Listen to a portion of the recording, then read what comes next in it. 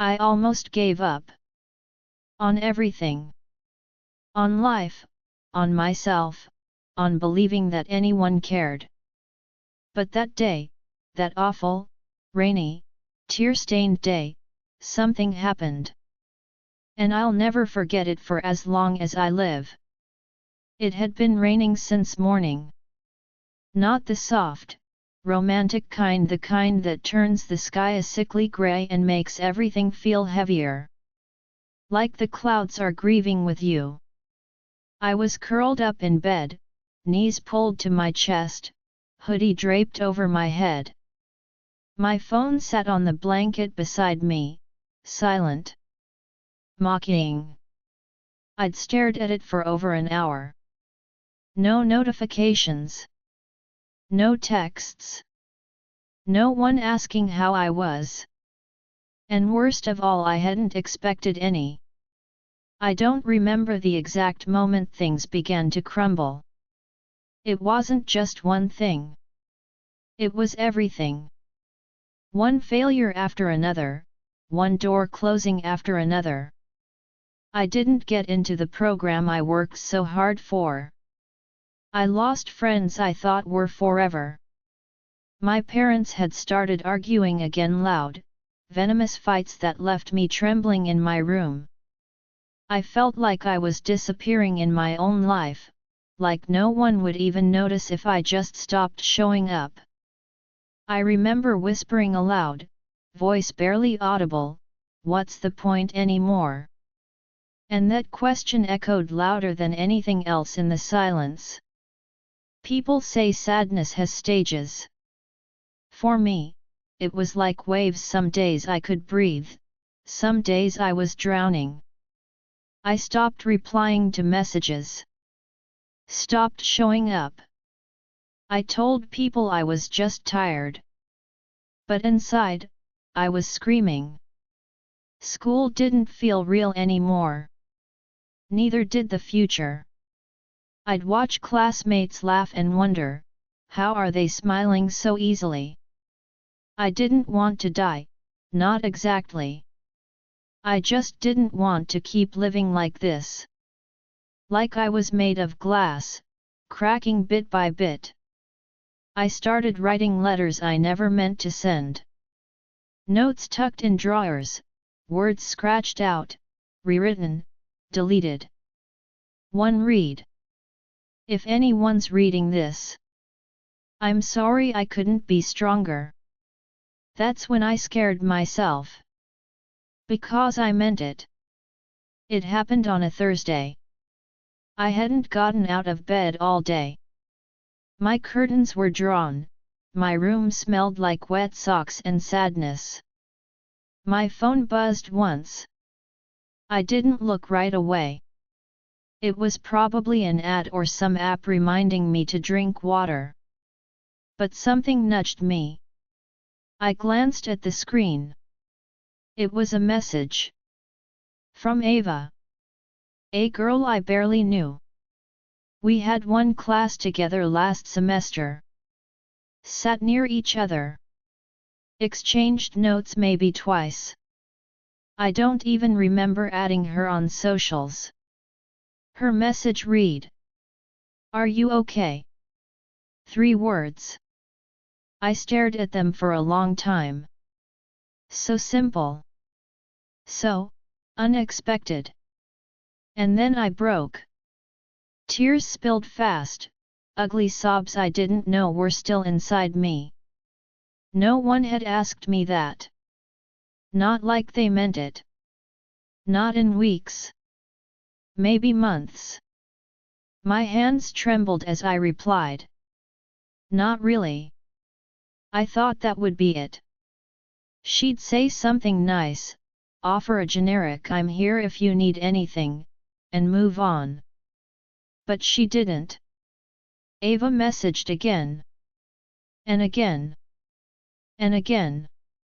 Can I call you? You don't have to say anything. I'll just be here. I hesitated. Then I pressed the green button. And we talked. We didn't start with the deep stuff. She told me about her dog, about a weird dream she had, about her favorite movie. I laughed. Just a little. It felt foreign. Then, slowly, I told her everything. The real stuff. I don't know why I trusted her. Maybe because she wasn't someone close. Maybe because she didn't try to fix me, just listened. We talked for hours.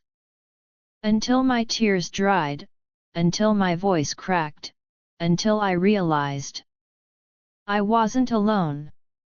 The next day, I got out of bed. Not for anything grand. Just to open the window. Let air in. The rain had stopped. The world looked washed, raw but alive. Ava messaged again. And the day after that. Sometimes just a meme. Sometimes just a thinking of you. But every time, it mattered. I began replying to old messages. One friend I hadn't spoken to in weeks sent a voice note crying, saying she missed me. I had been gone from the world, and someone had noticed. That shook me. People think it takes a miracle to save someone. But sometimes, it's a message. 3 words. From someone you didn't expect. Ava and I are real friends now. We hang out, we study together, we even joke about how she randomly messaged me because she had a weird gut feeling. She doesn't know she saved my life. Not really. I haven't told her the whole truth. But maybe someday I will. To whoever you are, maybe you're where I was. Maybe your chest feels tight. Maybe your thoughts are louder than your willpower. Please, hold on. I know how it feels to almost give up. But I also know how it feels to be reminded that you matter. That someone cares. And if you're reading this, let me be the one to say it. Are you okay? Really? Because even if we've never met, you're not alone. There's someone out there who will ask the right question. Who will listen? Who will stay? Sometimes they're already in your life. Sometimes they arrive with 3 simple words. I almost gave up. But kindness pulled me back. And now, I leave this note behind, just in case someone like me stumbles across it. Sometimes the smallest kindness can save someone. It saved me. Maybe this message will save you. They say healing is a journey. I used to think it meant big changes, cutting off toxic people, journaling, becoming the best version of yourself overnight. But now I know, sometimes healing is whisper quiet. It's just surviving one more morning. And one day, finding enough strength to hold someone else's hand. That day came unexpectedly. It was during lunch break. I was sitting under the big neem tree behind school, scrolling absently through my phone. I wasn't looking for anything in particular, just passing time. And that's when I noticed her. Alia. She wasn't exactly a friend. We'd spoken a few times during group assignments. She was quiet, always kept to herself. But today, something about her felt off. Her shoulders were hunched tighter than usual. Her eyes, puffy and red, flickered around like she didn't want to be seen. She was sitting on the bench alone. No book. No food. Just staring at the ground. I knew that look. I had worn that look. I hesitated. That old voice in my head whispered, "It's not your business. What if she doesn't want to talk? But then I remembered Ava.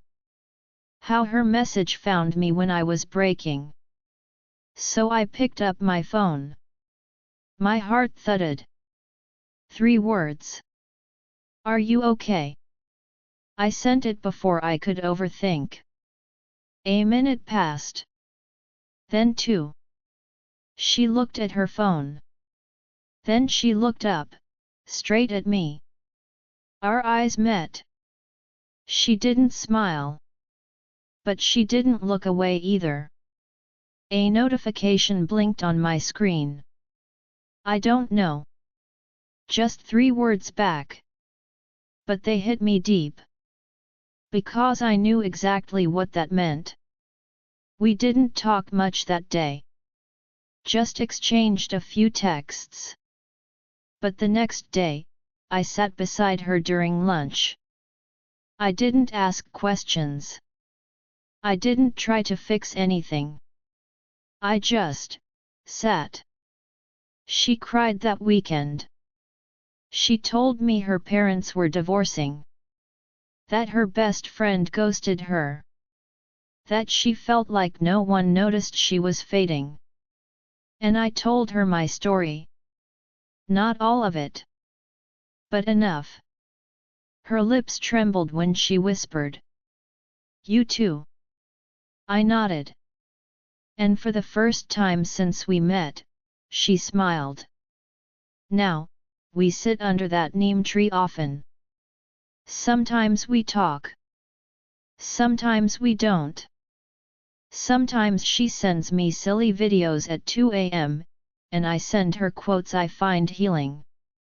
We're not best friends. Not yet.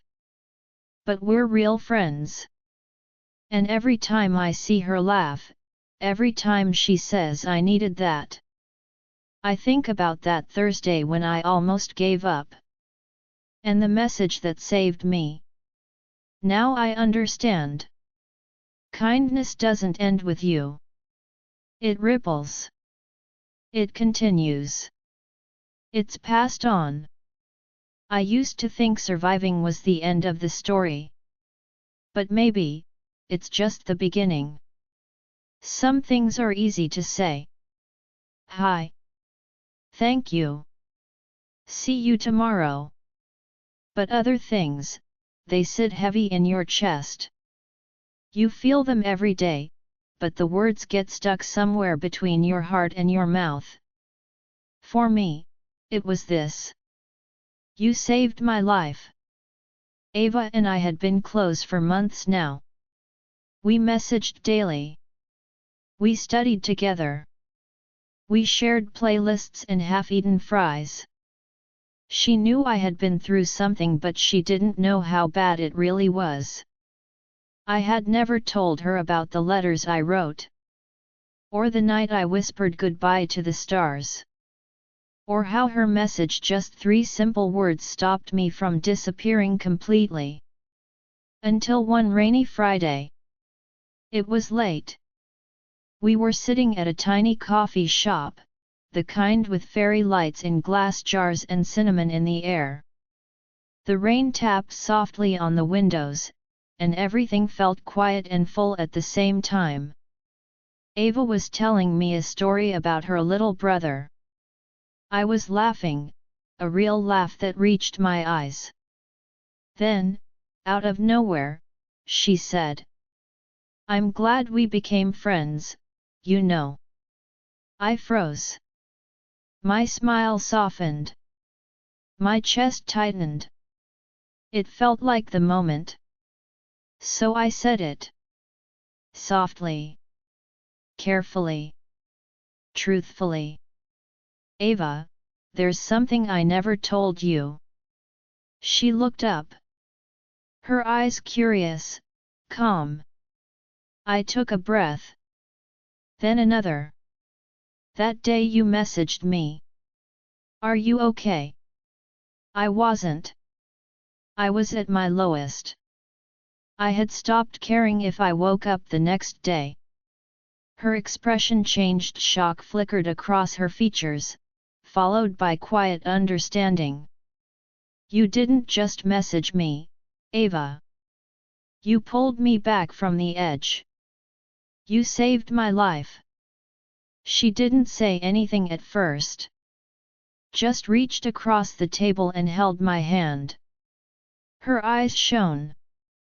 Not with pity but with something stronger. I had a feeling, she whispered. I didn't know what was wrong. I just knew I had to reach out. I smiled. Tears blurred my vision, but I didn't look away. We sat like that for a long time. Two girls. One rainy evening. One message that changed everything. Later that night, she texted me. Thank you for telling me. I'll never forget it. And I hope one day, someone tells you you saved them. And I thought of Alia. And the way her voice had cracked when she said, you too. The kindness Ava gave me. I was passing it on. It started with a message. Then a conversation. Then, a friendship. But what I never expected was that the girl who saved me, and the girl I reached out to would one day sit across the same table, together. It happened on a quiet Sunday. Ava had invited me to a small open mic at a community cafe. Just poems. Music. People trying to be heard. The kind of place where the room feels warm, even if no one touches you. I almost said no. But something in me whispered, bring Alia. So I did. We sat in a corner booth, fairy lights tangled in the ceiling above us. Ava wore her signature denim jacket. Alia had her sleeves pulled over her hands, nervous but present. They didn't know each other. Not really. I introduced them with a casual smile, pretending I wasn't anxious about how it might go. Ava, this is Alia. Alia, Ava. Two girls. Both soft. Both kind. Both strangers to each other yet unknowingly tied by the same thread of quiet pain and unexpected kindness. They smiled. Awkwardly at first. Then gently. During the open mic, a girl read a poem about losing herself and finding pieces of hope in strangers.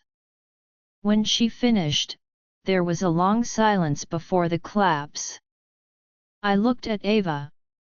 She looked at Alia.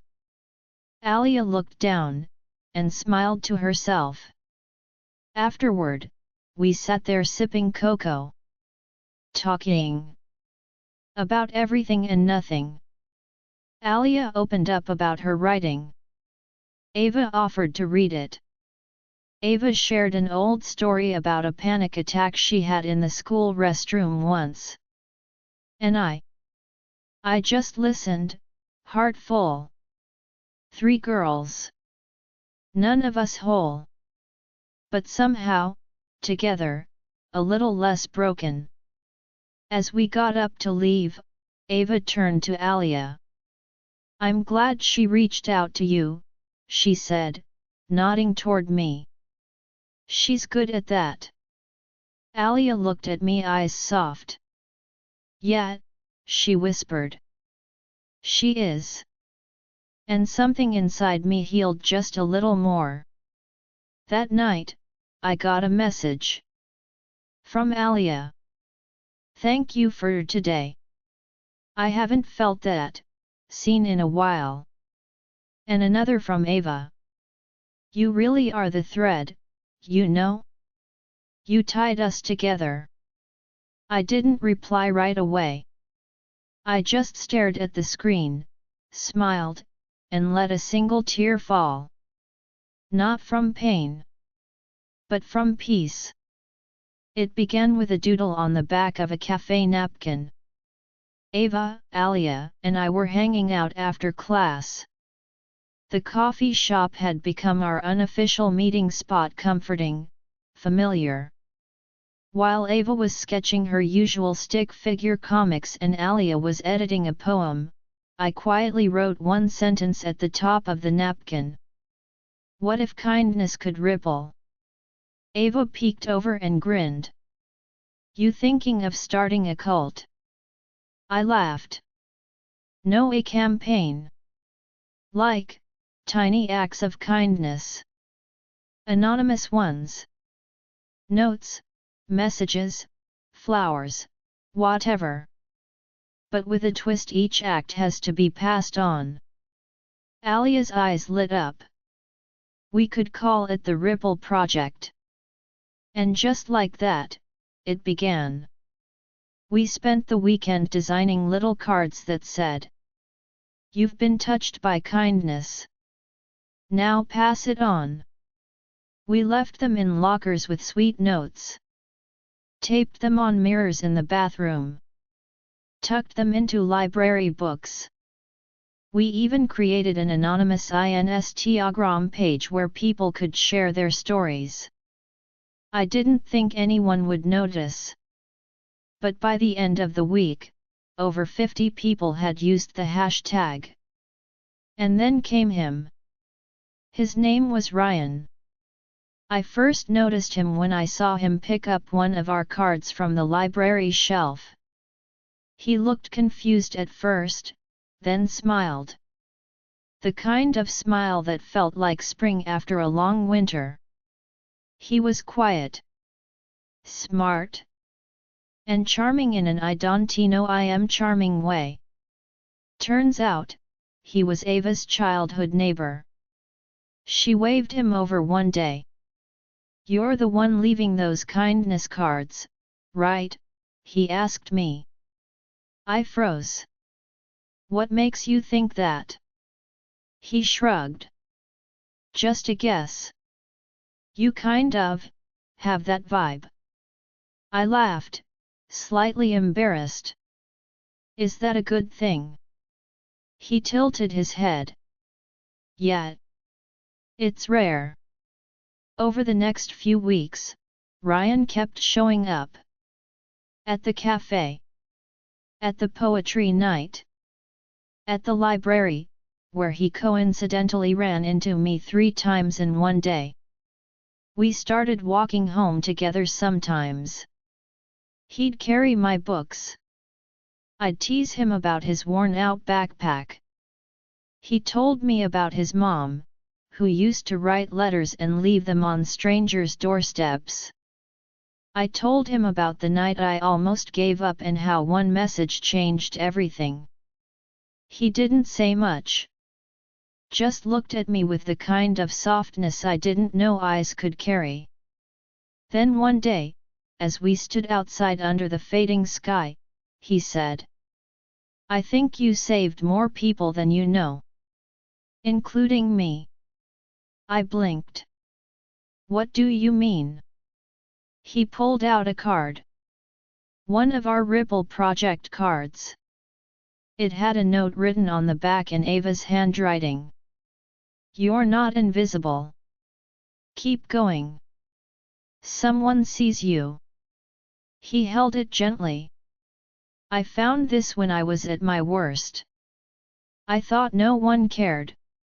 I was wrong. His voice cracked just a little.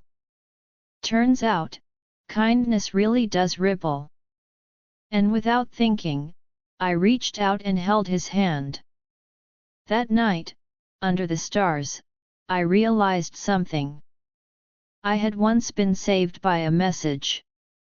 Then I reached out and saved someone else. And now, someone was reaching for me. Not because I was broken, but because I was real. It started small. A few notes. A few cards. A few hearts softened. But now, it was everywhere. The Ripple Project had taken over our school in the best way possible. Lockers were blooming with sticky notes. Classroom desks held little origami hearts. Someone even left a bouquet in the teacher's lounge with a card that read, You've been seen. Thank you for everything. The anonymous Instagram page we created? It had crossed 1,000 followers. One morning, the principal announced it over the loudspeaker. A beautiful movement of kindness has been growing in our school. We'd like to thank the students behind the Ripple project. Though I know many of you still wish to stay anonymous. I remember sitting beside Ava and Alia in homeroom as the class erupted in whispers. Our eyes met, and for a moment, we grinned like kids holding the world's best secret. Later that day, Ryan waited by my locker. He didn't say much. Just handed me a note folded like a paper star. For the girl who started the ripple that reached me. Dinner this Saturday? Just us.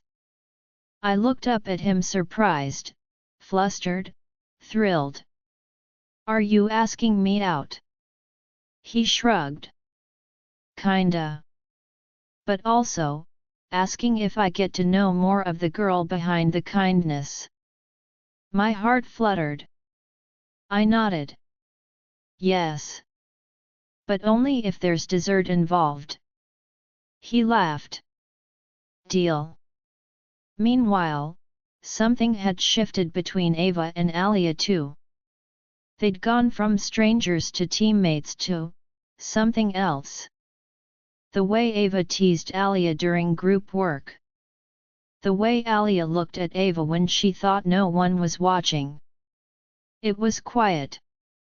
Gentle. Like two stars slowly drifting toward each other. That evening, I texted Ava.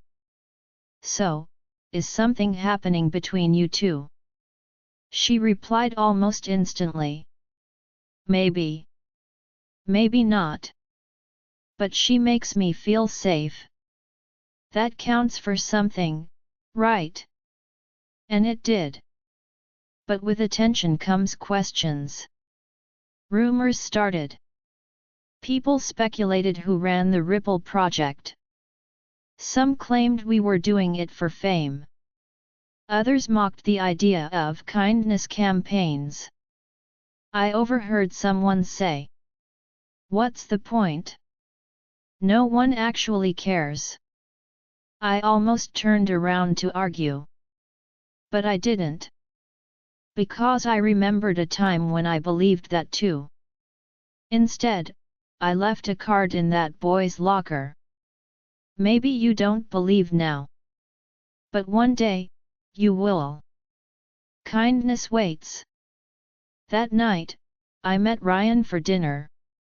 We walked under street lights, sharing fries and talking about everything: his dreams of being a journalist, my fear of disappearing. He looked at me and said, "You know what I admire most about you?" I shook my head. "You keep giving. Even when no one sees it." My voice softened. "That's because someone once gave to me. Without asking for anything back." He reached out and brushed my knuckles gently. "I want to be that kind of person too. The one who ripples, like you." As we walked home, our fingers brushed again. This time, they stayed linked. I looked up at the stars. They were quiet. Steady. Kind of like the way I was starting to feel. Whole. Held. Healing. It happened on a Tuesday. The halls felt different, like tension had crept into the walls overnight. Whispers followed us. Eyes lingered too long. A note had been posted on the Ripple Project's anonymous page. But this one wasn't kind. It was cruel. "This project is fake. Just a bunch of broken girls pretending to be saints. Save your sticky notes and heal yourselves first." It was signed with a fake username. No one knew who wrote it. But the damage was instant. That day, someone tore the notes from the bathroom mirrors. A few lockers were vandalized with sharp words written in red marker. Kindness is weak. Fake smiles. Stop pretending. I found Ava pacing near the art room. She was fuming. Who the hell would do this? What did we ever do but try to help? Alia stood nearby, silent, shaking slightly. I walked up to them slowly, heart heavy. This hurts, I admitted. But it doesn't mean it wasn't real. Ava looked at me, eyes wet. Then why does it feel like everything we built is crumbling? That evening, we met at the cafe. The lights felt dimmer than usual. No laughter. No poetry. Just silence and the sound of disappointment in the air. Ryan showed up with a bag of cookies and his usual calm. You knew this could happen, he said gently. Kindness scares people who don't know how to give it. I rested my head on the table. But it's not fair. We didn't ask for attention. We just wanted to help. He leaned closer, voice warm. Then keep helping. Especially now. The next day, we walked into school together. Me, Ava, Alia, and Ryan. We carried a stack of new Ripple cards, each one with a message written by hand. Kindness is not weakness. Even broken hearts can bloom. We're still here. We stuck them back on mirrors. We placed them on desks. We left them in the open, not anonymous this time. We signed our names. And something shifted. The same students who had stayed silent before, started leaving their own notes. Messages of support appeared in lockers. A teacher wrote on the board, "Ripple Project is love in motion." One of the seniors made a video about it. Even the cruel message was drowned out, buried under waves of real stories. We didn't just survive the backlash. We transformed it. That night, Alia held Ava's hand for the first time in public. And Ryan looked at me like he had something to say. So I asked, "What?" He just smiled. "You're the bravest person I know." And in the quiet that followed, he kissed me. Not dramatic.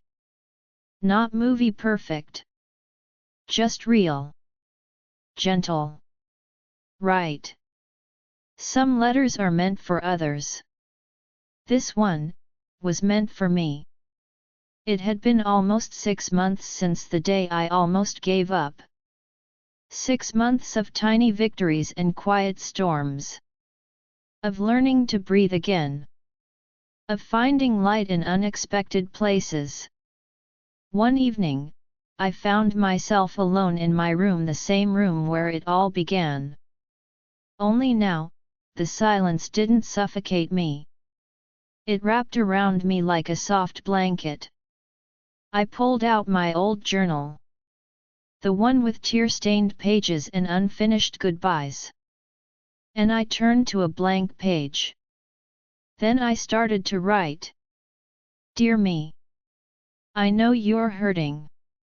I know the world feels too loud and your heart feels too quiet. I remember the way you stared at your phone, hoping for a reason to stay. And I know how close you came to walking away. But I'm so glad you didn't. Because you stayed, and everything changed. You met Ava, the girl who sent 3 words that held you like a lifeline. You met Alia, the girl you helped just by asking a question you once needed. You met Ryan, the boy who didn't save you, but stood beside you while you saved yourself. You started something brave.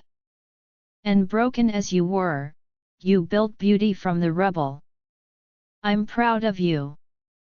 And I forgive you for the nights you gave up. I love you for the mornings you tried again anyway. Keep going. Because you're the ripple now. And someone, somewhere, needs what only you can give. Love. The you who stayed. I didn't cry. Not this time. I just closed the journal and placed it on my windowsill.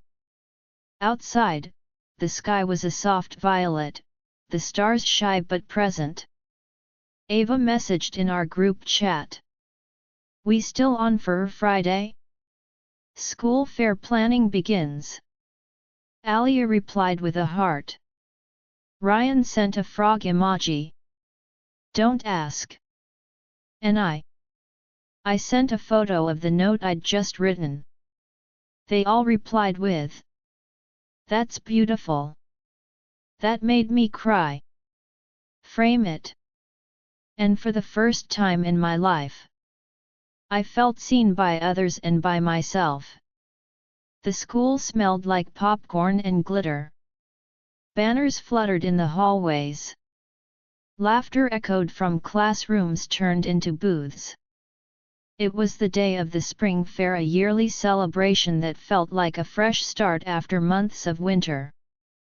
But this year, it was different. Because this year, something bigger than decorations or snacks or games had taken root. Something we had started. Something we almost gave up on. The Ripple Project. We had our own booth now, simple, quiet, tucked between a handmade jewelry table and a face painting stand. But people kept coming. To write messages. To read them. To leave a kind note for a stranger. There was a corkboard full of pinned cards. They read things like, "You matter, even if no one says it out loud. I saw your smile in the hallway. It made my day. Today was hard. But I'm still here." Some were anonymous. Some were signed. And some were written by people I never imagined had been watching all along. Midway through the fair, a boy I barely knew, Arav from the robotics club, walked up to me. He held out a card. "You saved my sister. She never told you. But your notes, they helped her through a rough time." My heart caught in my throat. I took the card and read the back. "To the girl who believed kindness was enough, it was. It is. Thank you." I didn't know what to say. So I smiled and hugged him. He looked surprised but didn't pull away. Later, Ava and Alia joined me at the booth, cheeks smudged with paint and fingers sticky with candy. Alia leaned on Ava's shoulder, comfortable and safe. Ava winked at me and whispered, "She's mine now, by the way. Just so you know." I grinned. "Took you long enough." Then Ryan showed up with 2 lemonades and a folded note. "For you," he said, slipping it into my palm. I opened it and read, "I don't care how big the ripple gets. As long as I get to be at the center of it with you." My breath caught. He leaned in and kissed my cheek. Soft. Certain. Home. As the fair ended, we gathered on the roof of the school, just the 4 of us. The sun was setting in streaks of peach and gold. We sat in a circle, quietly passing a notebook where we each wrote a message. Ava wrote, "Kindness was never weakness. It was our superpower." Alia wrote, "To feel seen is the beginning of healing." Ryan wrote, "Sometimes, the ones who fall apart the most, build the strongest bridges." And I wrote, I almost gave up. But I didn't. And now I'm here surrounded by love, by truth, by the ripple. And I will never forget how far I've come. As the sky turned to stars, we held hands. No one said anything. We didn't need to. Because even in silence, the ripple lived on. If this story moved you even a little, please like or comment, it helps more people find it. Subscribe and turn on the bell so you never miss a love story whispered just for you. We're building something special here, a space for stories that speak to the soul. I'm so glad you're part of it.